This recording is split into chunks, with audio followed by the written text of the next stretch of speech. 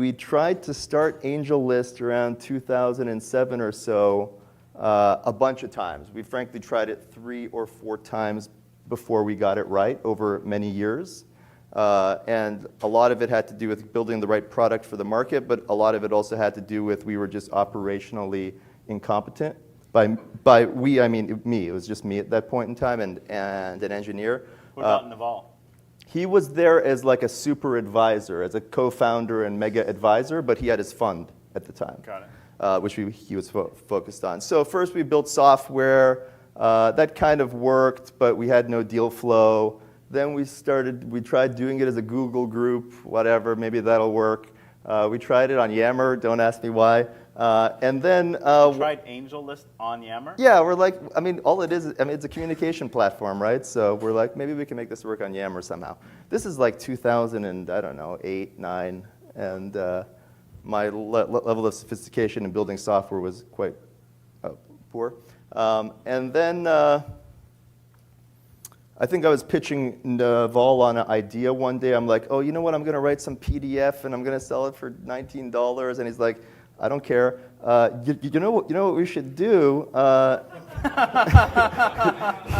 He's like, let's just make a list of investors on like a web page, because people ask me all the time, who should I raise cash from? I'll just send them a URL, right?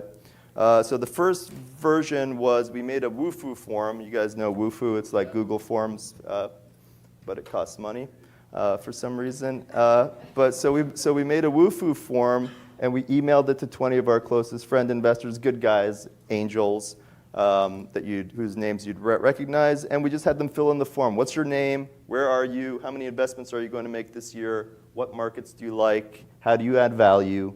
And then I just copy and pasted all of those into a blog post. And that was AngelList for about 2 or 3 months of me copying and pasting stuff from Wufoo. So literally just a list of angels. Yeah, and the name also, that took us like 5 seconds. Obviously, the name is not great, but we're kind of stuck with it right now. So that was the first rev. That worked. And did you have their contact information on the blog post? The first version, we had their email addresses on there, and very quickly they're like, can you take my email address off, please? Then we're like, okay, how do we let startups get in touch? We made a separate Wufoo form for them. We had the startups fill it in. We manually vetted every single deal. We just looked at the deal. I remember the first company that showed up was something to do with like helping people stop smoking, which we did not send to investors because it wasn't going to happen. But that's how it worked initially. It was an email list to the investors. We picked the companies. We emailed them to the investors. The investors would reply back and say, can you introduce me to this company? And then I had like a canned intro email, and I personally did all the intros, so like a couple hundred intros a week. You're doing that many intros a week even early on. Yeah, because back then it was like this whole seed investing thing that's popular now, that was just starting to take off. Like there wasn't this massive market for seed deals like there is now. There was maybe one incubator at the time.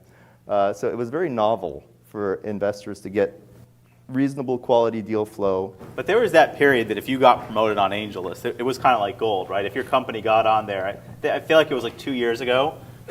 It's still gold. But I'm saying now,